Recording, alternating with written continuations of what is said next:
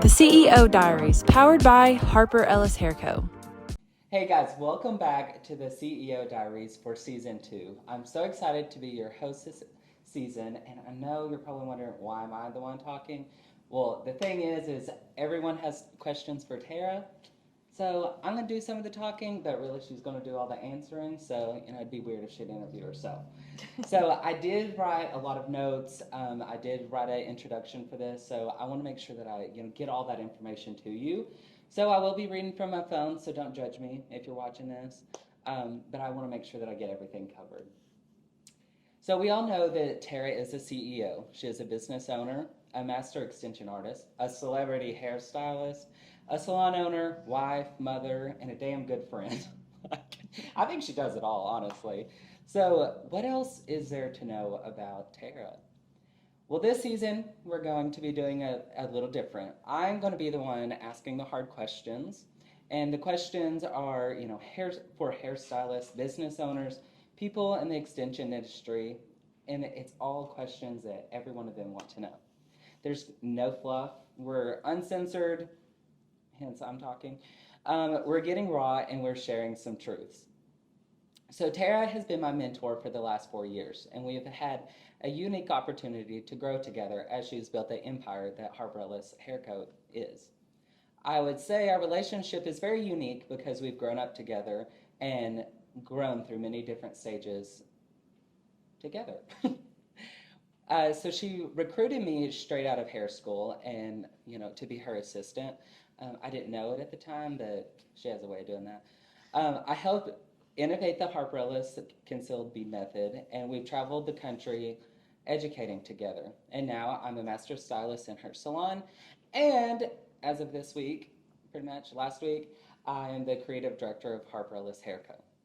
So through this time, I've had a front row seat of seeing Terra's growth and her struggles and her journey of running multiple businesses. I've seen a lot, and I've had lots of questions, probably some of the same questions that listeners and viewers have. Are you ready? I'm ready. All right. First of all, thank you for that intro. And I know that I'm not the host, allegedly, of my own podcast this season. And it's Creighton. Although I'm actually, back up a little bit, I'm really excited about that.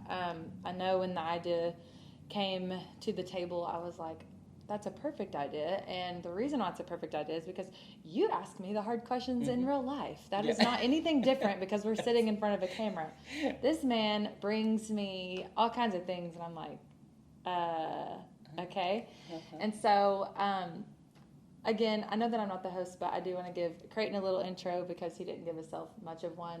But yeah, Creighton, I did recruit him out of hair school. Some of you guys that have heard sort of our story.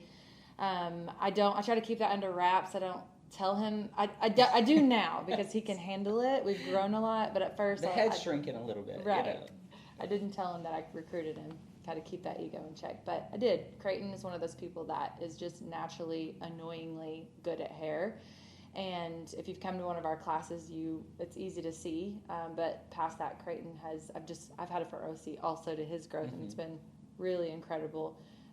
But the thing about Creighton is I know I sort of led the way for him as far as like showing him maybe the possibilities, but I didn't do the work for him. And what's so cool about Creighton is he's the one that gets up every day and ready for a new challenge, and he sticks with it when things get hard. And that's what I love about Creighton. And so he just, announced to the podcast that he just got a new title, which is the creative director of Harper Ellis Hair Co. And I couldn't be more excited. That is a position that I have been needing to hand off. He's going to do it 10 times better than I have, and he's going to be sort of headlining all of our product basically, and basically making sure that everything that we produce is something that helps other stylists make money, and it's going to be A++ on quality and just innovation and all the things. So excited to have you for that. Thank you. And excited to have you on the podcast. Yeah, I'm so excited to be hosting. So, I'm ready for all these hard questions, so let's dive in. Okay, so we know you're very prominent on social media, and recently you've been talking about what you want in life on social media. So can you elaborate on that a little bit better? Yeah, I mean, I, recently have probably turned the chapter, I would say. I'm still in the same book right now, but I've turned the chapter on like really getting real with who I want to be. And, there's a lot to that story. I think that one question could be an entire podcast. Oh, sure. But, just recently I've just gotten very, very clear on not just, the vision I have for myself, but the vision I have for my businesses and the people around me. And, but mainly for myself, I really take seriously, first and foremost, my jobs of being a mom and being a really good wife. And, being a mom is probably one of my most challenging jobs. It's really hard to juggle that along with all these other things that I juggle. But it's the most rewarding. I love my child. He is amazing, but man, he gives me a run for my money. But I want to work on that. I want to be a really good mom. I want him to look back someday and be like, wow, my mom was a badass. Yeah. And I want to be able to teach him things that maybe a lot of that I didn't learn as a child. And but then past that, I've decided lately, like, I want to make it like a really cool thing to be a really good wife. I want to make it cool. I mean, not that it's not cool, but I want to be that example that people are like, because she's a good wife, I want to be a really good wife. And, we have this like stigma out there. People always it's like the grass is always greener. And, I've had a marriage before, my marriage with Josh, and the grass was greener past that one. But also another podcast. Yeah. But, I want to be a really good wife to him. And he's such a great husband to me. And I want to do the same for him and support him and everything that he wants. And I think that sometimes in marriages we start really, we're concerned about ourselves. We're concerned about, and I'm guilty of that. I'm always here to admit my mistakes. But I'm ready to be his support system and help him grow, and because he's done that for me. Yeah. And then past that, I've really gotten clear of why I love money so much. I'm not afraid to say that anymore. I'm not apologetic about that. I freaking love money, and the reason I love money has anything to do with money. I love money because of what the life I've already been able to create, and I'm nowhere near financially where I want to be and where I'm going to be. But this sense of freedom of like, now suddenly, I'm not worried about, you could call it cancel culture. I'm not like big enough and, to have that. Like no one cares to cancel me, but there will be a point where I'm sure someone will want to. But I want to be able to speak freely about the way I feel and the truth. And I want to speak the truth, my truth. Yeah. And without that fear of like someone's going to take that away from me. Yeah. And so to me, that's why I want to be so financially free. And then I've recently found this new passion of not new passion, but I want to have a ton of money where I can help this world hopefully be a better place, because I have a 2-year-old and he's going to grow up and live in a world just like I am now. Hopefully I can shelter him for as long as possible. But I want to try to use my money to make this world a better place. I hope that my son has a decent place to grow up in, and it's questionable now. If you guys aren't afraid of where our world is headed, you need to be, because it's insane. Yeah. So hopefully my money, and I have enough power that I can make this world a better place. So, yeah. So I love that you kind of give us more of a clear vision and like expectations like that you've acquired for your personal. So can you share with us like, and just, as someone in the company, I know you've really established this recently. So I think you should share with listeners like what your new like clear vision is for Harper Ellis Hair Co. Yeah, I think a lot of businesses are, especially in the hair industry, they're built on the forefront of things. They say that they are for stylists, and they are, their mission is to help stylists make more money. And I've been there. I've also said all those things, but yet they're still afraid to create people that might be better than them. And I think that that's really sticky and icky and gross. And I think that, I've never really, yes, I've been in a place where my mindset wasn't right, where I'm competitive per se, and where like I have before looked at competitors of like creating maybe very close businesses that are just like mine. And I would be literally lying to you guys if I'm not like, that didn't ruffle my feathers here and there. But now I'm so clear and concise of where Harper Ellis as a business is going that I'm not afraid of other people. And I don't mean that in a way of like, oh, I'm not afraid of anyone else. I mean that in a way of like, I'm going to work so hard and I'm so clear on my targets of where we're going that I hope that everyone comes with me. I hope that people create businesses just like mine, because that means that I can change this industry for the better. And so where Harper Ellis is going is we're going to reach over 500,000 hairstylists. We're going to be a $100 million business, if not more. And we are going to help stylists create wealth behind the chair. Because no stylist wants to retire trading time for money. And that's what we do behind the chair. We trade our time in exchange for money. And that's great. That is where I got my start. And that is step one to building that wealth. But somebody needs to go in and teach these stylists how to create that wealth far beyond behind the chair. And so that's my mission, and that's what we're doing. So, kind of like a consensus to me about everything. What this is, like what you're saying is like your biggest passion is to help other stylists. So can you tell me a little bit more about how and why that is your goal? Yeah. Well, the saying that there is room for everyone is just, it's so true. Me being really good at business, marketing, having all those things about business that people want is not going to affect someone else's business. And there are enough stylists in this world. And here's the thing, some of you guys are thinking small. Like I'm saying that because I have thought small before.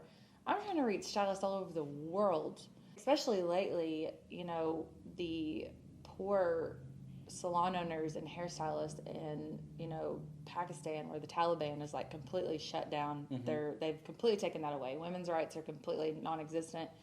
The salon was the last like kind of safe space that I feel like women felt, stylists and clients, and they took that away. And so I want to reach far beyond past our own country.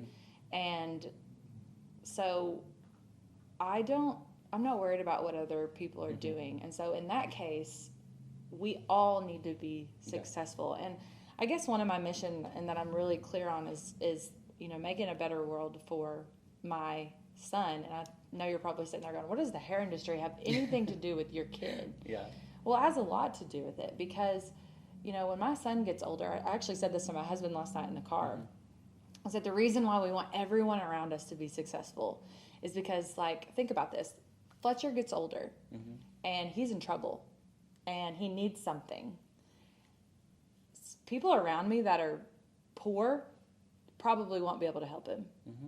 And so, I hope that when he gets older, and what if something happens to me? What if I'm not alive to be able to protect my kid for the rest of his life?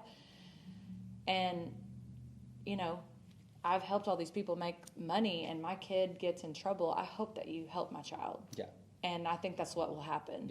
I do too. And so the picture is just so much bigger than just like the immediate of like, oh, we're so obsessed with all these other people.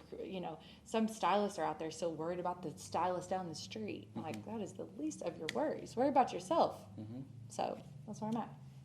So, a topic that was brought up, I feel like, quite a bit in, season one is that, there's definitely tough times with, business partnerships in the past. So, what are your thoughts moving forward? Like, is that a thing in the past? Like, are you ever going to, enter in more, partnerships going forward? Like, kind of tell us a little bit with that.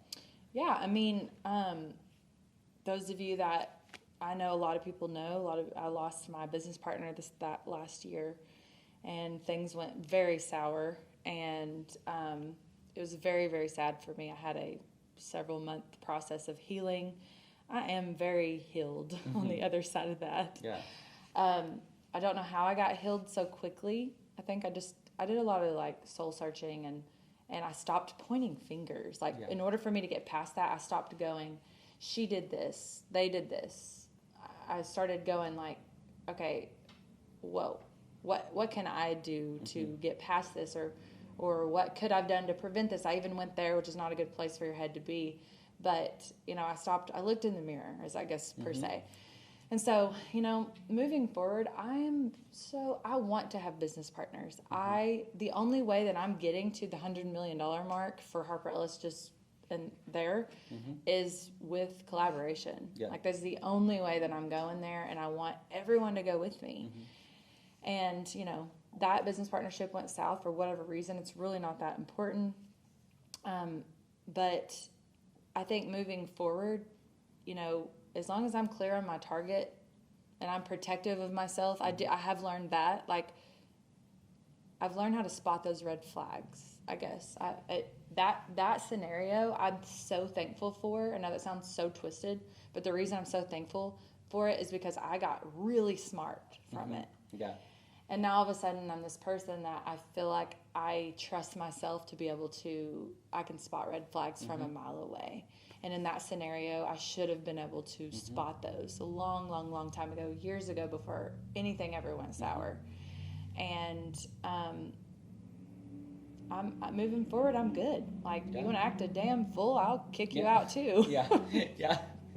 I mean, just to put it that way. And so I'm so excited to add people because not everybody's like that.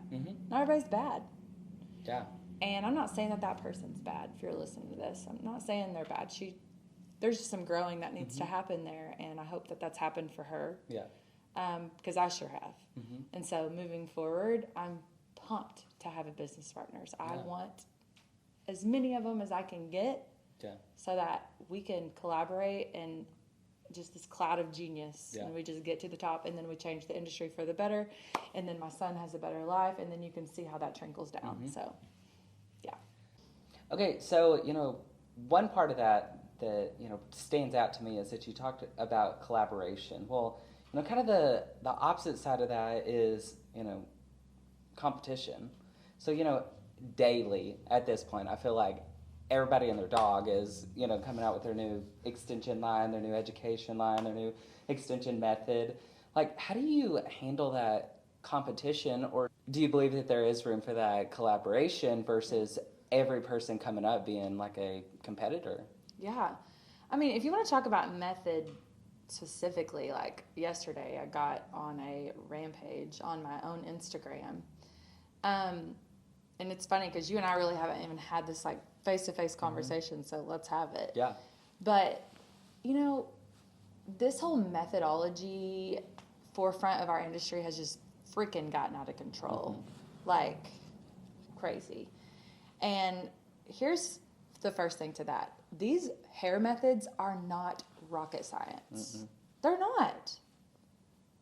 Not anyone, but most anyone could figure out how to do a really good, safe method. Now, the value of going to a company to learn a method is that you are hopefully, I've noticed that there are people out there teaching things that they just come up with on a fly because they want a piece of the pie. That's not how you're getting a piece of the pie, by the way.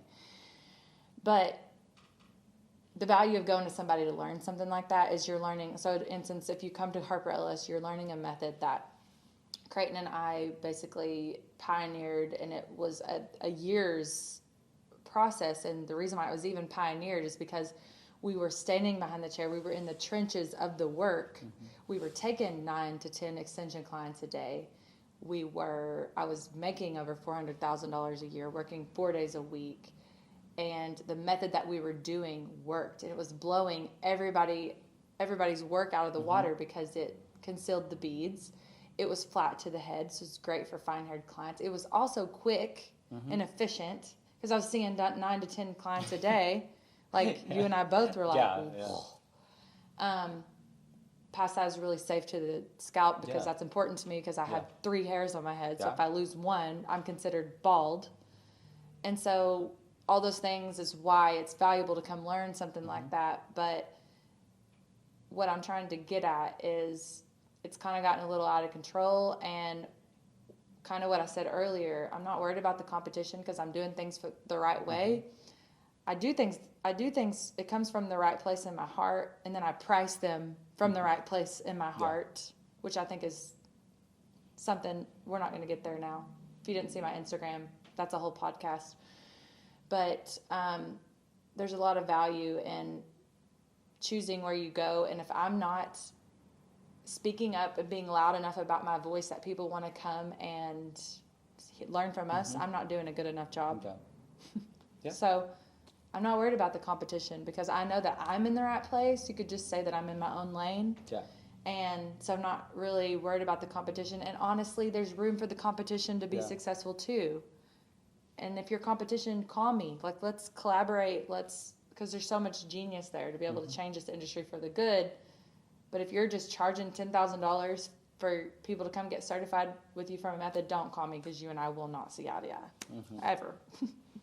Yeah, there's like a lot of ickiness, I guess. I hate that word, but I don't know a better word for it. That's, coinciding with all these like education systems for, extensions. Like I see it all the time that it's like, I will have, whether it's friends from school or just like stylists that I've, met like outside of the Harper Ellis world that, we have these conversations about, extensions and, their certifications that they've done. And they're like, yeah, I pay X amount for the class, and then I pay, whether that's $6,000, which is crazy to me. But then they're like, and then I pay a monthly subscription just to like stay on like their map. And I'm like, basically they're paying just to uphold this title that they already paid for the training. So, to me, it's like, it makes absolutely no sense because you can't revoke information that was taught. Like, just because you're not paying for the subscription, you're not technically uncertified. Like that, there's no, like if you were certified to begin with, you're certified. Like just because they take you off your locator map and doesn't mean you don't. They're not going to recommend you. Like that should, never be the basis of a company, in my opinion. So, kind of what is your opinion on that? I just feel like, trading money for value is that's the game for me. I just recently paid a little over $100,000 for furthering education for me and my business. So I'm fully in belief of paying big dollars for education. So that's not the message that I'm trying to put out. But it's almost like people are paying for titles. And I'm all about, like, I love our stylists that go around and post, like, Harper Ellis certified. And they, that's just our community that we've built. And I love that part about our business. But you're not paying me to be able to say that. You came to our class, you paid me the money. You're certified, and you're certified forever as far as I'm concerned. And I'm also not going to get mad at you or kick you out or take you off my map if I see that you're going to get certified with another company. And that's happening. I've gotten so many stylists that have come back and said that, like, so-and-so company, like, basically kicked me out and, like, took my access completely off of their platform because I got certified with you guys. And I'm like, so the control is like, you guys, you're in control of your own business. You are in control of who you work with, and you are in control. Stop letting these other companies control you. That's it. So, with these, these hairdressers, they're, a lot of them are just starting out, and, some of them aren't necessarily where they want to be, in their career and their business. So what do you suggest for them? Like, how do you, spot those red flags and, with things that you want to avoid, and like, what do you recommend for them, like, with like kind of starting their career path, especially if they're new, or like if they're like they've been in it a while, like what they should start doing today to make sure that they lead, a good journey from, here on to be successful? Yeah, I mean, I hate to answer every question the same exact way.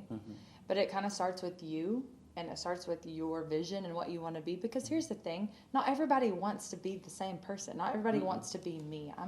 I understand that I'm a psychopath. I completely agree with you. But I love my psychopathness. I love it. Don't we all? And I don't know if everybody does, but I do. So, you don't have to be me also. You shouldn't feel this like pressure, not that you want to be me, but like you don't have to be the person next to you. You don't have to be the person that you graduated school with. Yeah. You just need to figure out where you want to go and what you want to be. And I think step one that not all, but a lot of hairdressers make is you put yourself into an environment that don't push you. To add to that, it's not anyone's job to motivate you. Get your ass to work every day, and when you do get to work, you need to be dressed to the top, to the hilt. You need to look like you didn't crawl out of bed. You need to respect yourself, respect this industry. No one can do that for you. But there is some choices that we can make as stylists, and putting yourself into an environment that does make you feel as if you have, and make you basically explore your potential, and like make you understand that everyone has bigger potential than what they are now. I'm like convinced that all humans have these like crazy superpowers that we all are capable of. Just a lot of people die without exploring what that is. And so it's kind of sad to say, kind of a morbid thing to say, but it's just the truth. And so with that, like, go back to that. Are you working with people that actually care about your success? Yeah. Or are you just working with people and for people that they care about your success because it benefits them? Or are you working with and for people that they care about your success because it benefits you? Yeah.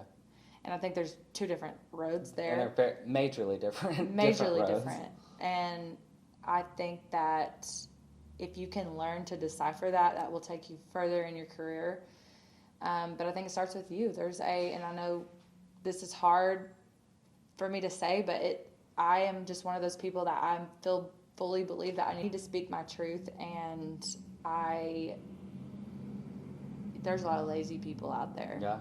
You guys are lazy, and you are deciding to wake up every day and not live to your full potential. And that's not anyone's fault but yours. And so if you're stuck in that, then you got to do some soul searching. You need to get away from everybody, and you need to dig deep to figure out what in the hell it is that you want to be, and then go from there. But it starts with that. And then, past that, be very mindful of your environment. I couldn't be more passionate about that. Okay. So on the kind of the building side of that, like, so say a stylist, they have the mindset, they have the vision, they're showing up for success, they are success at this point, but like they're kind of having those struggles, like finding and luring in clients to continue to build. Kind of what are just a couple little tips on getting more clients and keeping them once you get them? Yeah. I think that the same principle kind of rings through with clientele. Like, your clients can sniff you out. All of them do. And, you have to be in it for them. At the end of the day, those clients are the ones that are paying your bills and your livelihood. And so, there are stylists, a large group of stylists out there that don't care much about their clients. They're only in it for the paycheck, and those clients can tell that. And so it's probably the wrong industry if that's your focus. And so I think that growing your clientele starts with just getting very clear on who your client needs to be. And I think that it's hard to do. You just can't advertise to everybody. It's just not going to happen. And so the next step is, if you feel as if you're stuck and your clientele is not growing, you don't know enough. Like, you're not educated enough to be able to grow that clientele. And so go invest in yourself. Stop spending your dollars on stupid shit and go get educated to be able to grow your clientele. And because that's where I am in my business. Like, I'm trying to get to $100 million. Well, Terra, how the heck are you going to do that? And so, big question mark right now. I'm not sure, but I do have a plan right now to get me to 10 million, 15 million, 20 million. So go and educate yourself if you're still in that process of not being able to grow. But the way that you grow is very passionate about people don't buy from businesses anymore. They buy from people. Oh, yeah. And so you need to get really true with your brand and who you are and what you're good at. And you need to stop trusting the world to be able to tell your story. And you need to go tell your story via social media. We have a free tool. You can go out and do that. Yeah. So get out there, get in front of your clients, hold the phone like this, talk to them, tell them what you're good at, tell them why your work is better. But that's just a problem. People aren't growing because they're not brave enough to be able to go, I'm the best and this is why. Yeah. I have stats to back up why I'm the best. So, yeah. You know, and, you know, just a little bit more on that. And I know this is, you know, me just taking over my part of here.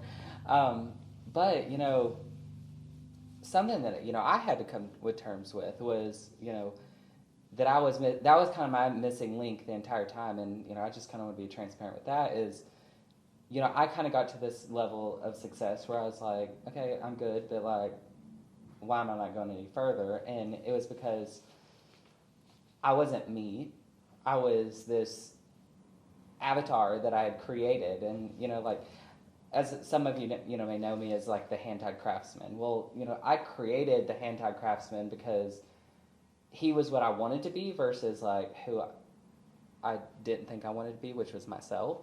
And, you know, with that, I was able to depict this, like, very, like, regal, statuesque, like, hairdresser that just knew all things and, you know, had the luxurious lifestyle when, you know, Creighton was a farm kid from Oklahoma that used to raise show goats, you know, like, those never, you know, in my mind, those never could, you know, be a thing. Like, I had to become a different person to be the person that I wanted to be. But, you know, we had this, you know, big conference meeting within the team, and, you know, I just got my ass handed to me, basically, and I was like, wow, I didn't realize that I was, like, just some fake avatar, and because I'd gone with it so much, and...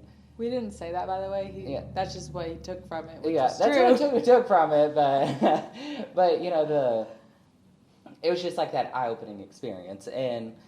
You know, what I'm getting at is, after that meeting, I stopped with trying to perfectly pose every photo and perfectly video every video that I made. And, you know, if I flubbed one word, I would, like, delete the whole thing. And, like, you'd look at my videos, and I'd have 750 clips of the same video of me trying to make it because I'm like, no, I said that sentence wrong, or I said that word wrong, or I hesitated too much there. And, you know, the more real and more authentic I got on socials, especially, and, you know, even behind the chair, like, my clients stay with me more. Like, they come to me more because, you know, they want, you know, what, me for me. Yeah. They don't want the hand-tied craftsman. Yeah. Hand-tied craftsman is just a guy that posts on Instagram. Mm-hmm. But they started meeting, you know, Creighton, and, you know, it's just a lot of...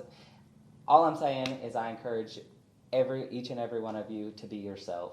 Market yourself. Don't market what you think people want you to be or what you think is going to just attract more clients. Now, if you changing a little bit about yourself is going to attract more clients, that's perfectly fine. But, like, don't stretch it to a point where you're so far off that you're having to become like this fake. You know, like, and like that, like you said, like, people sniff out fake. They sniff out if all you're, you know, there for is to take their money. People are not stupid, and, you know, especially clients, like, you're there with them for multiple hours on a time. Like, you can't uphold fake the entire time. Like, they're gonna pounce on it the moment they get it. And the cool thing about your situation is, and this was something we told you in the meeting, and, like, Creighton, like, one of my favorite thing about Creighton is Creighton. Yeah. Like, I love who he is, and so if you're, like, in this mindset where you're not quite sure if you even like who you are, that's another therapy session / podcast for another day. But, you know, a lot of you guys are already people that you want to be, and you're already people that people love. And so, you know, just put that out there for the world to see, because if everyone around you loves you, then everyone else is going to love you too. So. Okay, so we've talked a lot about, you know, behind the chair, how stylists can kind of build behind the chair, what they can do to improve their lives behind the chair. But, you know, a lot of people are here because they want to know what to do outside of the chair, or not behind the chair. So how can stylists create these multiple forms of income that, like you said, that they make money when you're asleep, they make money when you're eating lunch or when you're laying on a beach somewhere, like what are your options for stylists and like how do they go about starting these endeavors? Yeah. I think that you can't, like, if that's heavy on your heart that you want to start something like that, I think that's great and that's a good place to start. But you can't just up and say, oh, I'm going to educate on this, or, oh, because someone else is doing it, I'm going to basically recreate it and do that. You sort of have to like get real, again, go back to the same answer I've given you every time, but you got to get real on your mission, what you're passionate about, what you want to do in life, and then why you want to do those things. I just explained to you guys earlier why helping stylists grow and become rich, for lack of better words, is passion. I'm passionate about that. I told you guys why. And so it's just that you have to get kind of clear on all those things. But, and then once you have that thing, no one else can match it. No one else can come, because your thing's not going to be my thing, and my thing's not going to be your thing. And then you need to go in and create. Now, whether you take the route of like what you guys are, and there's a lot of people that are going to work with Harper Ellis, and they're going to bring those things to the table. And whether we branch off and make new businesses that people are part ownership of, if you bring me a good idea that's going to be the best one I've ever heard, then absolutely, let's create a whole new business, not a whole new business, but underneath the Harper Ellis umbrella. And, there you go. So you can find people like me, call myself an investor or something like that, that'll help you get going. That's number one. Go to someone that is ahead of you.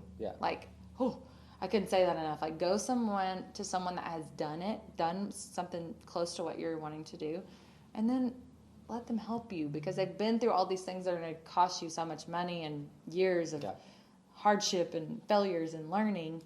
So that's the fast way to do it. But then another thing, like, you don't explore things outside of this industry. Just last night we put on and accepted, I didn't tell you, my husband and I put in an offer on we are getting into multifamily real estate. That is something that we want to do. That's going to be something that I know that I'll be able to build a ton of wealth in, hopefully over the years.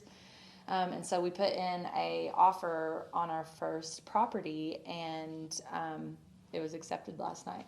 And so really excited. She just wants to be my neighbor. Yeah, it's close to where Creighton lives, but I'm not living there. No, really not. I'll rent it for other people to live there. But, use your brain, like figure out, and real estate is something that I've actually been passionate about for a really long time. I mean, like, Zillow is my social media app. Like, I scroll on Zillow more than I scroll on any other platform. You can check my stats on my phone. Like, I am always on Zillow, and I've always been scared to like take that leap. And I'm like, gosh, this is scary. What cash I do have, it's going to take it to get started. Like, it's just all very scary. Everything is scary, but it's going to be worth it. And so just like that, like, figure out what you want to do, what you're passionate about, and then go do it. Go call me. If you want my help, call me. I'm going to help you. Matter of fact, one of my biggest regrets is one of our past attendees, she actually emailed me and wanted help kind of creating a very close business to what ours is. And I didn't have the brain capacity / maybe the clear mission of what I needed to have to be able to help her at the time. So I did turn her away, but I will be going back to her, and hopefully I can help her create something really awesome. And so, I'm not giving out my manufacturers. I'm not doing that, but I will help you be successful. So, and then I also want to add to that, just to kind of talk about your situation, the title that you have with Harper Ellis, the creative director, is something that you were thinking about a long time ago. And, that now is going to be considered sort of a, not necessarily passive income for you. It will probably likely turn into something like that. But you believed that I would eventually give you the opportunity when it arose. And I appreciate that trust. But like, Creighton showed up whenever things weren't fun. You have built shelves for me. You've done things outside of what it's easy to sit back and go, that's not my job. That's not my job. And unfortunately, we have that like stigma about us all. We're all like, that's not my job. Well, that attitude and that mindset will absolutely get you nowhere. Yeah. And so, you've showed up when we moved offices, like you and your wife, you probably said, Bree, get in the car.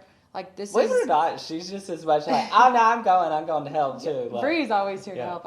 His wife is amazing. She's a way better person than I am. But I was still there. But yeah, we love Bree. We always like, if something happens to y'all, it's going to be a hard pick. Yeah, they're probably going to keep her and I'm. Yeah.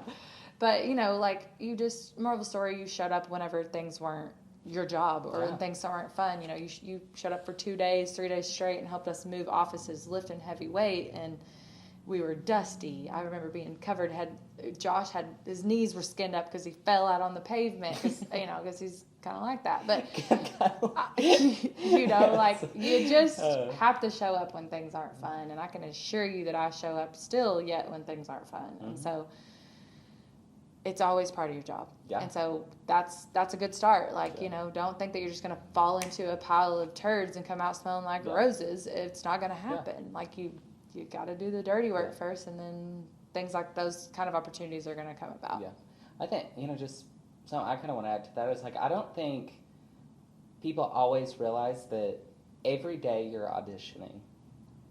Mm-hmm. You're always auditioning for something. And, even if you are the CEO, you're auditioning to consumers. You're auditioning to, for you, stylists. Like, you are always having to sell yourself, I guess, is, the way it is. And, auditioning, selling, just depends on if you want to say you're not a salesman, just you audition. We're all salesmen, by the way. You're all salesmen. Just to wrap that up, it's every single day you're around somebody that's watching you. And, you never know who that's going to be. Mm-hmm. So, whether that's your boss that supposedly don't pay you to do the job that they ask you to do, or not even ask you to do. Like, it wasn't because you asked me to come, move the offices. It's because I wanted to. Mm-hmm. Because I knew one day that would be a good reflection of the type of worksman that I am. Mm-hmm. And, that would put that preliminary footwork, down for the future. And I just think more people need to focus on, setting up those foundations and realizing that everything you do and everything you say will come back to haunt you. I know that it's such a cliche, but it really does, because you never know. Yeah. And I promise you it'll pay off in the end if you always say yes, you always just do the damn thing, and it may suck that you're like, well, I missed 2 hours or whatever on a Friday night moving the salon or the office, and who cares? It may make you a major job promotion later on. So I just say yes, just do it. Trust me, you'll be thankful. Totally. One time, I have to tell the story. I was in an airport and I was by myself, and I was flying for work. It was for business, but the night before I had gotten probably a little intoxicated.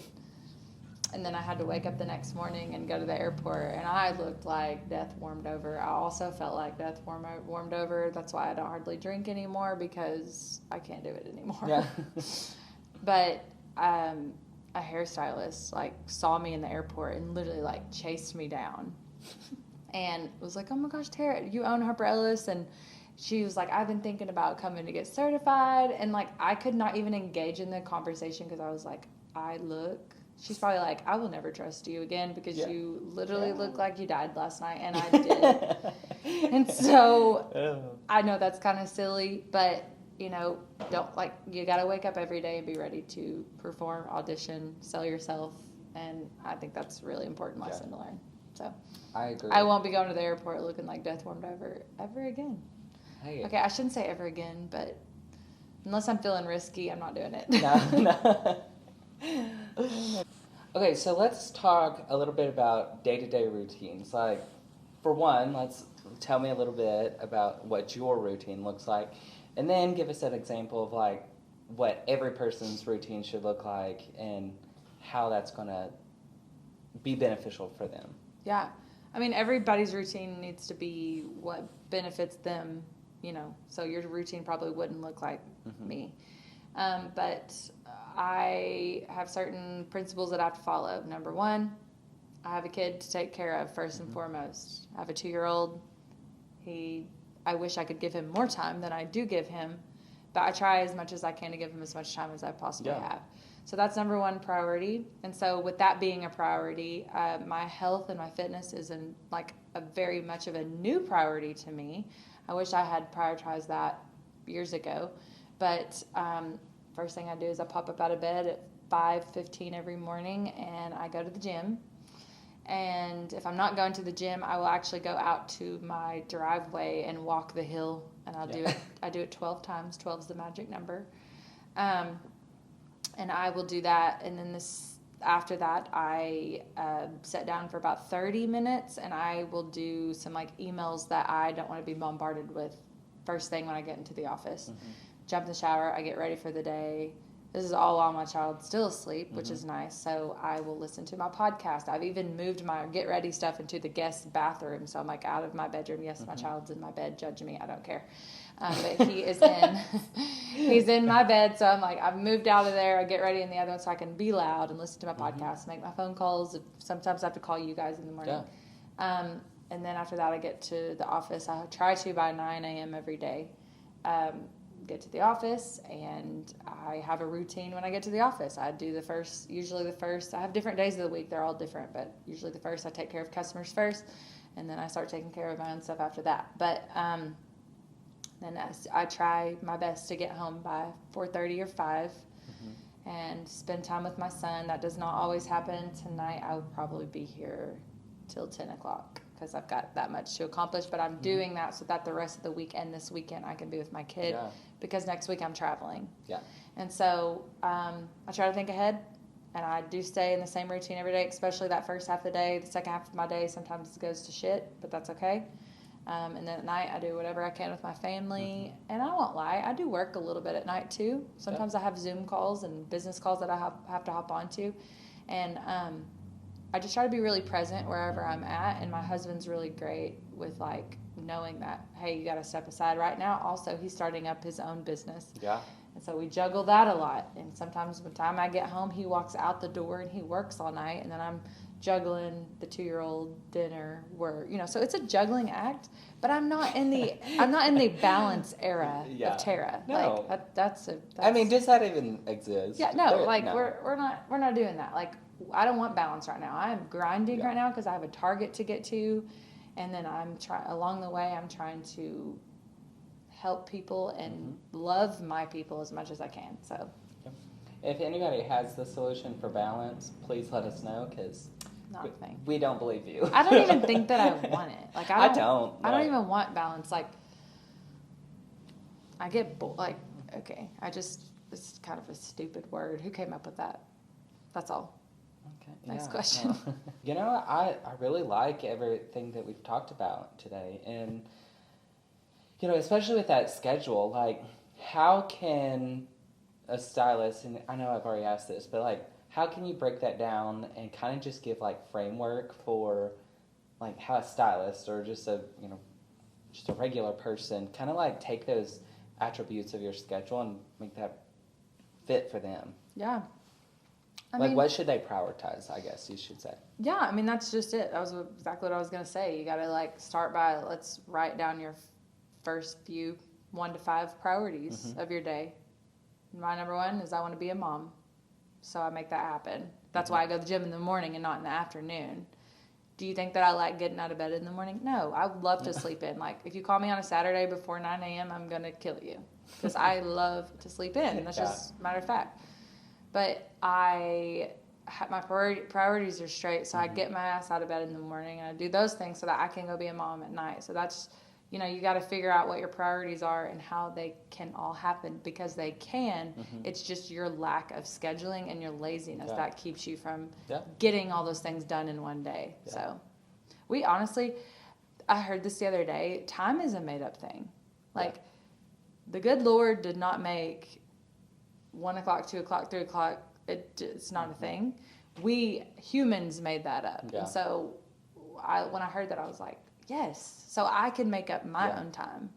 And so then I do. I make, like, I get it. Yes, I follow, I have a meeting at 1. I have a meeting at 2. I do follow those things. I just shut up whenever. Yeah. But I took that as if, I have full control. And if some blow Joe can make up the freaking clock for us, I can make up my own day. Yeah. So that's what I do. Yeah. Now, it's so funny when you start talking about time. We're not going to go completely into that, but, it was actually a guy at a gym that I had started going to, and I said something along the lines of like, "Oh, I hope I can stick with this." Like the getting up at 4 a.m. to go to the gym. Sorry. Just keep it in there. You have to edit that out. So it was actually a guy that I was working at front desk at a gym that I started going to, and I just one of those funny guys, and I was like, "Well, I hope I can stick with this." The getting up super early, like it's rough on me. And because I'm like, I don't have time for it after work. And he's like, okay, well, let's break down the hours of your day. He goes, what time do you get up? And like, this is a trainer at a gym, okay? He basically makes me write out my whole schedule. And he's like, so you take 10 hours to sleep and do you sleep 10 hours? And I'm like, no. And he goes, well, how many hours do you sleep? And I'm like, honestly, it's probably like between 5 and 4 most nights. And he's like, okay, so then where'd those other 5 hours go? He's like, are you just sitting on a couch? Are you scrolling on your phone? Are you? And I was just like, okay, that 30-minute workout's not that big of a deal. I'll make it work, Yeah. But it was just so funny to like take that reflective time to like sit at, like, if that is something you're struggling with is a schedule, like write it out. Like, totally. And be very honest with yourself, because honestly, look at your screen time on your phone, and if you ain't just dedicating it to work, I would suggest having a work phone and a play phone, and don't do the play things on your work phone, because like you would get a very accurate thing of the difference between like work and play, because like scrolling on TikTok, you'll be there a couple hours. Yeah, I mean, there's a time and a place for that. Like, I guess, I know on the weekends a lot, like if you call me on a Saturday afternoon, I'm probably scrolling TikTok. Actually, I'm not. I'm usually doing family things. But I do a little bit of that. But I will say in the last probably 6 months to a year, my time mindless scrolling has like gone to, I'm at a minimum, because same, like at night, I would get in bed at a decent time. My bedtime is 9 o'clock. Like last night we were out with family and I didn't get to bed till 10, and that just like threw me for a tizzy.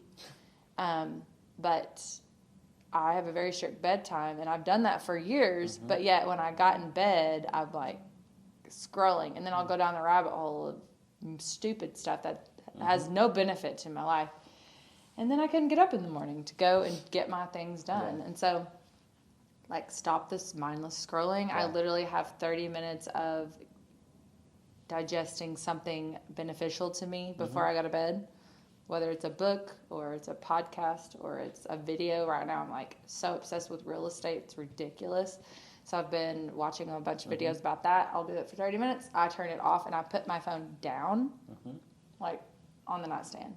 And then it doesn't take me long to fall asleep. And I used to like tell my therapist that I couldn't fall asleep at night. It used to be like a problem. I used to be like, I just can't shut my brain off. Well, no shit, you can't shut your brain off because you're watching dances on TikTok all night, or girls take their clothes off, or whatever they are. What kind of TikTok do you watch? I don't know. You know, TikTok's like half-naked girls. That's all it is. But like we watch it, so I don't know. What I'm trying to say is just put your phone down and go to bed, and then you can get up and do the things you got to do in the morning. Because your productivity is going to go up when you get sleep and when you. That sleep is when you recover. So that you can keep going the next day. Totally. So I feel like we should kind of wrap up this episode. Like, I feel like we've covered a lot. We've had a lot of great content with it. And I love getting to the nitty gritty with a lot of this with you. But I always have to do this. I have a really funny question for you. And I'm fishing here, so don't disappoint me, okay? So, like, who is your favorite employee of Harper Ellis Hair Co? Well, I don't have a favorite. Such a diplomat. I do have favorites, and my favorites are the people that see the vision, they show up 100% every day no matter what, They don't play victim to their own problems. And they are on my train to get shit done and reach that $100 million so that we can all be filthy rich. Those are my favorite employees. I love that. So if that's you, then it's probably you. Hey, I'd like to think that I'm one of them. I would say there's a large quantity of us that all have that same There's vision. a lot of you guys. But Yep. there's room to share. Collaboration. We'll There you collaborate as the favorites. Yeah, okay. I could deal appreciate with that. So that is it for today. Thank you so much for watching. Be sure to tune in for the next episode of the CEO Diaries. Thank you guys for watching or listening. Or whatever it is. Bye.